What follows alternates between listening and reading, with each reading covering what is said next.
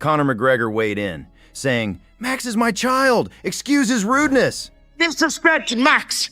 You're not gonna lay a glove on me. And even if you do lay a glove on me, I'm gonna laugh in your face. And it's another world at this weight. I'm gonna come out of this bout unscathed and in all glory. We talk about ancestors, we talk about warriors, bro. I'm a Hawaiian warrior, brother. I'm gonna touch your face over and over again, brother. Joe, Max is my child, brother. Welcome to the Mystic Max era, brother. Welcome back. Welcome back. Max is here. Return of the Max, July 11th. Let me know in the comments, who wins on July 11th, Conor McGregor or Max Holloway? And if you enjoy these videos, hit that subscribe button. I'm still under 100 subscribers, but I upload daily and work hard every day to improve the content. Dana White just revealed that he and President Donald Trump are currently in the planning stages of a UFC event for the US Army, set to take place in 2027. That's something that kind of intrigues you or your production team? Well, the president and I are talking about doing a fight for the troops next year. So obviously, if you did a fight for the troops, we do all that kind of stuff. We did a lot of them in the past. We used to work with the Fisher family, who were very dialed in with the military and could get things done easily. It's not easy to get things done on military bases and things like that. But when we have the Fisher family, and then obviously the president can make a lot of things happen. So we're talking about doing it next year. He wanted to do it this year, and I said, "Sir, I need a year to recover financially from the White House fight. So give me a year." Proud of that. And Tom Aspinall has accepted Ciryl Gane's challenge for a fight in September in Paris. Everybody know already. Let's do that in Paris in September. Well, sir, congratulations. Enjoy this. Paris in September, eh? I'll do that. I'll do that. Let me know. You're not the boss. You're not the landlord. Like I don't AJ mind. said. I don't mind. I'll go to Paris. Let me know. You're up for the rematch. We do him and Aspinall in Paris for a numbered event. Yeah. I'll try, sir. I'll try to get that done for you. Thank you. All right. I agree with you. It would be big, and we'll obviously do whatever we can to make something big happen, especially in Paris. The fan base out there is great. See what we can do. Maybe in a bigger arena than the Accord. Bigger arena? Yeah. Sure. Oh, maybe the Eiffel Tower. Okay. Yes, sir. Meanwhile, Arman Tsarukyan has expressed increased confidence in his ability to defeat Ilia Topuria should they meet in the cage. In a recent interview with Ariel Helwani, Arman shared his reaction to Topuria's loss to Justin Gaethje, suggesting that Topuria entered the fight overly confident and failed to fully utilize his usual strengths. Of course he did. I mean, like, if the brother said just say no, I'm gonna fight. Right. He was too confident. You thought he was over? He was just relaxing. Like he didn't use his jab like he always used. Like he likes to say, "I'm going to break his jaw in the first round." Yeah, he knows just only one thing. Do you think you're next for Gaethje? I think so. Who else? What they gonna do? They gonna put the Charles Oliveira versus Gaethje, or I wanna beat Justin Gaethje. I wanna beat everybody, and when Ilia is gonna be ready, if I'm gonna be a champion, I would do same. I would like to do same as Justin did. Despite his ongoing feud with Ilia Topuria, Arman Tsarukyan still called him a warrior for wanting to continue the fight, even after doctors nearly stopped the bout following the third round. They should stop him on the third round because his eye was closed and he couldn't see. But he wanted to fight, because he's a warrior, like he wanted to fight, but like round number 4, his brother said no, that's enough. You tweeted that's the right decision, because when you have one eye, it's so difficult to fight. And especially, like I heard, he broke his orbital. Yeah. Arman Tsarukyan also weighed in on Ilia Topuria's next opponent, stating that Paddy Pimblett presents a poor stylistic matchup for him. Instead, Tsarukyan suggested Michael Chandler. I mean, Paddy is not the best matchup for him. Why? After this loss. Because Paddy has a good chin. it's difficult to knock him out. And like 5 rounds is gonna be tough with Paddy. So who do you think? Michael Chandler. Oh wow. Okay. Wow. I didn't expect that. That's it. Really? Are you being serious? I can't. What? Yeah, why not? Just give him Michael Chandler, come back, knock him out. Oh my god. Yeah, like they gotta protect, like the protecting. Paddy Pimblett was openly hate-watching Ilia Topuria's fight against Justin Gaethje, with Topuria's eventual loss eliciting a strong reaction. He shared a video on his YouTube channel detailing his live response to the bout, where he delivered sharp criticism of Topuria, going so far as to call him Whitney Houston. Pimblett then stated his personal desire for a rematch with Justin Gaethje, while suggesting Ilia Topuria's next opponent should be Arman Tsarukyan. Main event time, Justin Gaethje versus Ilia Topuria.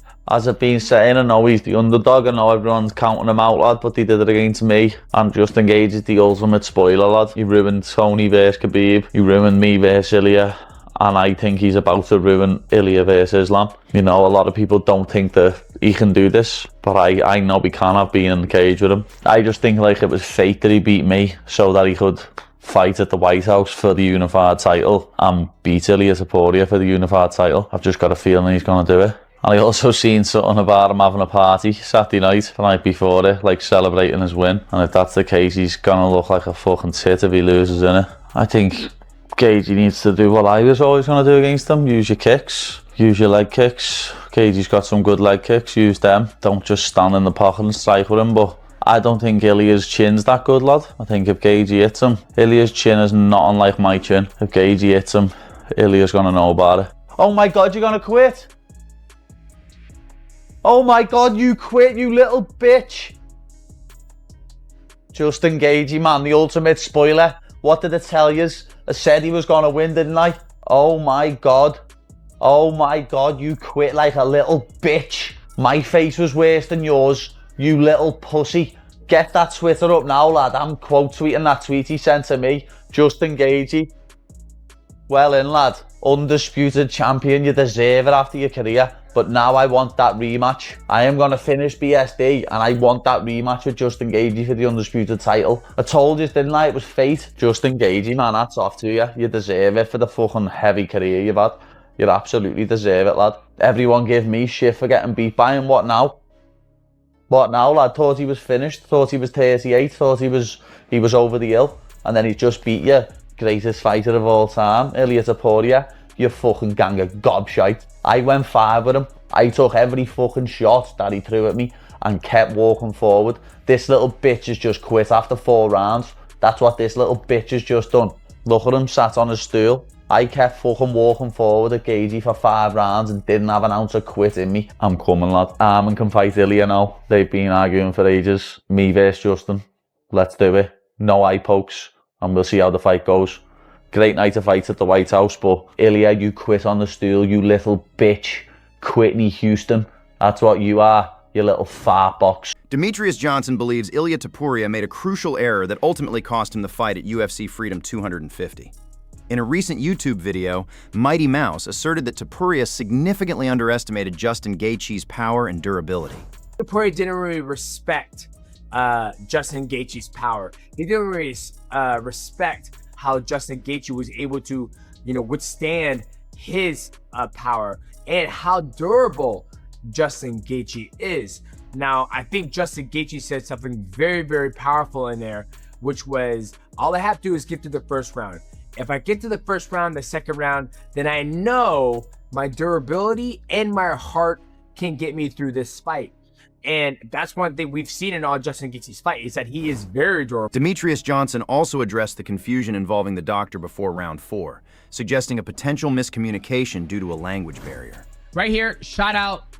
One thing I was going to say about this is that when the doctor came in, I don't know if he speaks English or if he speaks Spanish or Espanol, but I think there has to be something to be said that when you have an athlete whose native tongue is not English, then the doctor should speak fluent Spanish, because he can talk in his own language. And when you're fighting, you want to hear your own language. So when, Alexandre, when his brother, I probably said his name wrong, when his brother comes in, he speaks Spanish. When DDP fights, DDP in his corner, they speak Afrikaans, which is his native tongue. Even though they understand English, when you're in the middle of a fight, I want to hear my native tongue. I don't want to hear an outside language come into my brain. So I think next time, I don't know if this guy speaks Spanish or I'm assuming he speaks English, but I think they need to have the interpreter or somebody who's a doctor speak the native tongue of the athlete.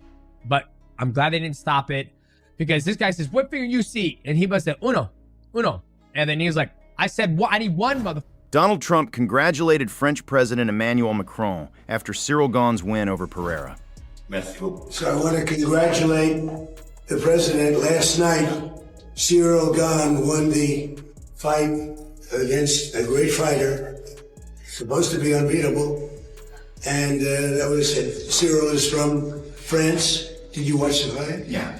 Not in direct, but I saw it this morning. That was a great fight. It was a great evening at the White House. It was very fun. See. Josh Hokit says he still wants to fight Alex Pereira next. I know you said coming in you really wanted to fight Alex Pereira. Do you think him losing increases the chances of that, or is your focus on Ciryl Gane and Tom Aspinall now? I think that's kind of self-explanatory. Aspinall, I mean, if he's going to come back, he's going to probably fight Ciryl Gane. And so, yeah, if Pereira needs someone to fight, I'm ready to fight. Dana White called the night a perfect one, saying UFC Freedom 250 was a perfect night. I mean, just every way that you, and then tonight the weather ended up I thought the weather was perfect last night. The weather was actually better tonight. So we're sweating the storm all day. The beautiful all day, and then it's looking like from 6 to 9 there's going to be a storm. And this is fucking crazy, but the storm literally went like this and split and went around the White House. So, and the breeze was perfect. I mean, just everything. You couldn't have had a better night. It was absolutely perfect. Just enough wind to keep the bugs off us. I mean, all the shit that I was worried about played out perfectly. But I never wanted this card to be an America versus the world type card.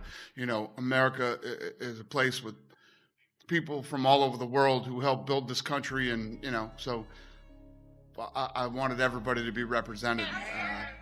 I wanted, you know, I wanted China too, but that didn't work out. But yeah, you know, a lot of thought went into this. A lot of thought, a lot of hard work, and I don't think we could have done it any more perfect. I don't think the fighters could have fought. You couldn't have written a better script for tonight. It was perfect, from the weather.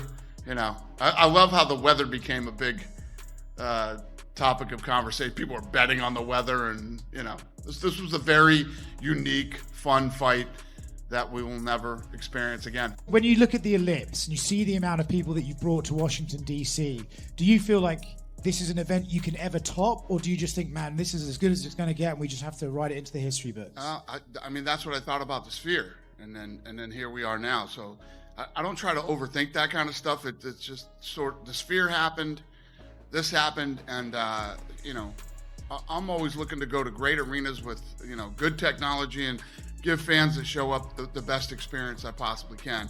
What was amazing with this event was you put together an event where people can't get into it, yet 60,000 people show up to the weigh-ins.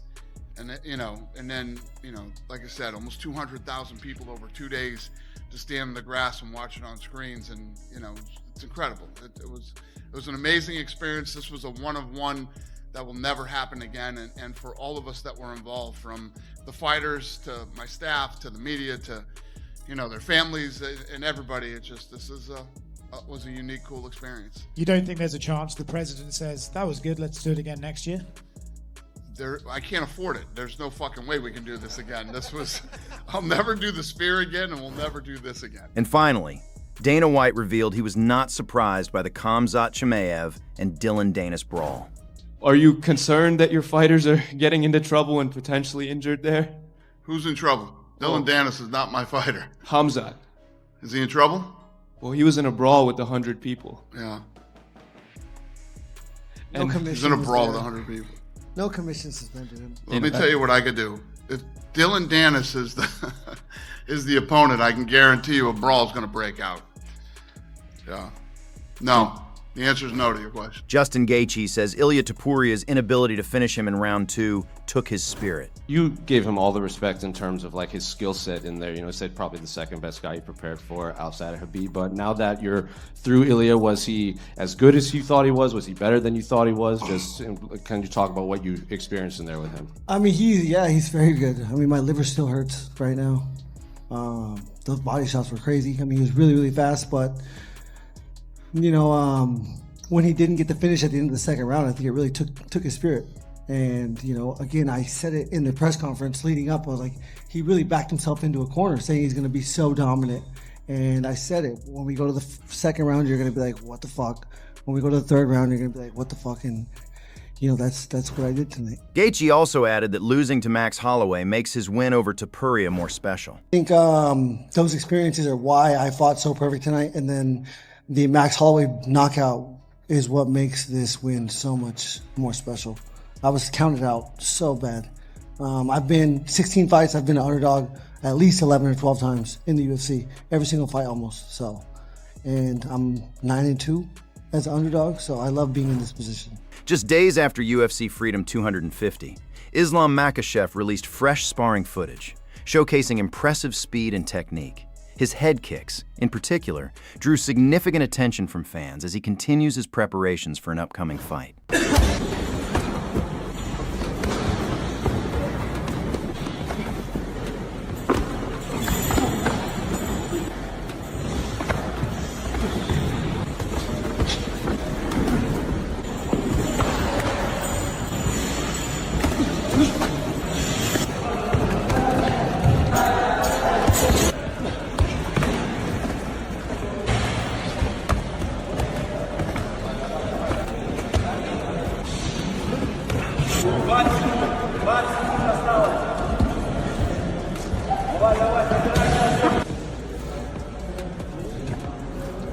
That's it for today's UFC News Update.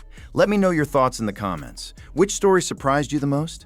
If you enjoyed the video, make sure to like, subscribe, and turn on notifications so you never miss the latest UFC news, fight updates, and breaking MMA stories. Thanks for watching, and I'll see you in the next one.